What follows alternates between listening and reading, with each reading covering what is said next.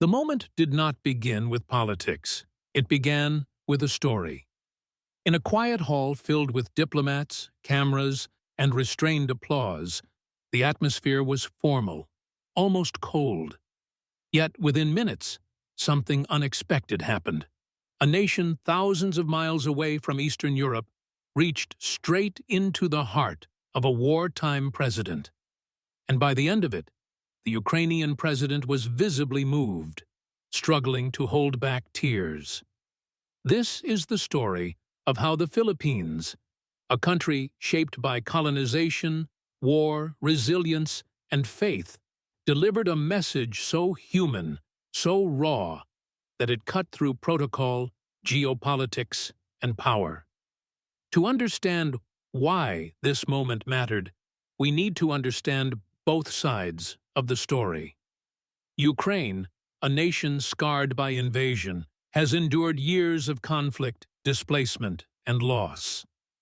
Cities reduced to rubble, families torn apart, children growing up to the sound of sirens instead of lullabies. Leadership in such times hardens a person. Presidents learn to speak in strategy, numbers, and survival.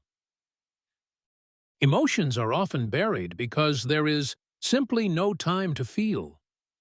On the other side of the world sits the Philippines, a nation with a long memory of suffering. Colonized for centuries, battered by war, natural disasters, and political struggle, Filipinos carry a cultural DNA built around endurance. Pain is not unfamiliar here. Loss is not theoretical. It is remembered through grandparents' stories, church prayers, and national scars. When the Philippines spoke to Ukraine, it did not speak as a superpower. It spoke as a survivor. The message was not aggressive. It was not loud. It did not demand. Instead, it reminded. It reminded Ukraine that suffering does not erase dignity. It reminded the world that pain does not strip a nation of its soul. And it reminded the Ukrainian president that he was not alone. As Filipino representatives spoke, they drew parallels that were impossible to ignore. They spoke of invasion, of being outmatched, of standing against forces far greater than oneself. They spoke of cities destroyed, civilians caught in the middle, and leaders forced to carry the weight of an entire nation's hope on their shoulders. But then the tone shifted. They spoke of faith, of resilience, of how a people can be broken again and again, yet still rise. They spoke not as analysts, but as humans who understood what it meant to lose homes, to bury loved ones, and still believe in tomorrow. For the Ukrainian president, this was not another diplomatic speech. It was recognition. Recognition is powerful. In war, leaders are praised, criticized, analyzed, and judged, but rarely are they understood. In that moment, the Philippines did not look at him as a political figure. They looked at him as a man leading a wounded people. That is when his composure began to crack. Cameras captured the subtle change first. The tightening jaw, the pause between breaths, the eyes that stopped scanning the room and instead fixed on the speaker. This was no longer a performance. This was personal. The Filipino message emphasized something deeper than military aid or sanctions. It emphasized moral solidarity, the idea that even if geography separates nations, shared suffering binds them.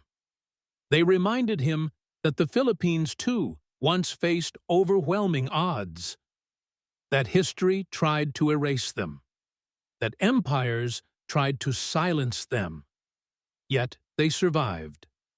Not because they were the strongest, but because they refused to surrender their humanity. And then came the line that reportedly broke him. A simple statement acknowledging the emotional toll of leadership in war, acknowledging that strength does not mean the absence of tears. That courage sometimes looks like continuing even when your heart is breaking. In that moment, the Ukrainian president was no longer standing before allies and diplomats. He was standing among people who understood pain without explanation. Tears are often seen as weakness in global politics, but here they became proof of something else entirely: connection. The room fell quiet. No applause, no interruptions, just silence. And in that silence, something profound happened. The barriers of nation, power, and position dissolved. What remained was a shared human experience: grief, hope, endurance, and belief in survival. The Philippines did not offer pity. It offered perspective. It showed that suffering does not have to isolate, that history's wounds can become bridges instead of barriers, and that sometimes the most powerful support does not come from weapons or wealth, but from understanding. After the speech, analysts tried to frame the moment politically. Some called it symbolic. Others called it strategic diplomacy. But those in the room knew better. You cannot fake that kind of emotion. You cannot script that kind of response. It was real. For Filipinos watching, it was a moment of quiet pride, a reminder that their nation's voice still matters, that even without dominance, they can move the world through empathy. For Ukrainians, it was reassurance, that their struggle is seen not just through headlines and maps, but through hearts that recognize familiar pain. And for the rest of the world, it was a lesson. Power is not always loud. Influence is not always force. And sometimes, the strongest message comes from a country that knows what it means to suffer and still choose compassion. In a world growing colder, the Philippines reminded everyone of something ancient and essential: humanity. That is how the Philippines had the Ukrainian president in tears, not through pressure, not through politics, but through truth, memory, and shared pain. And that moment will be remembered long after the speeches fade and the cameras move on.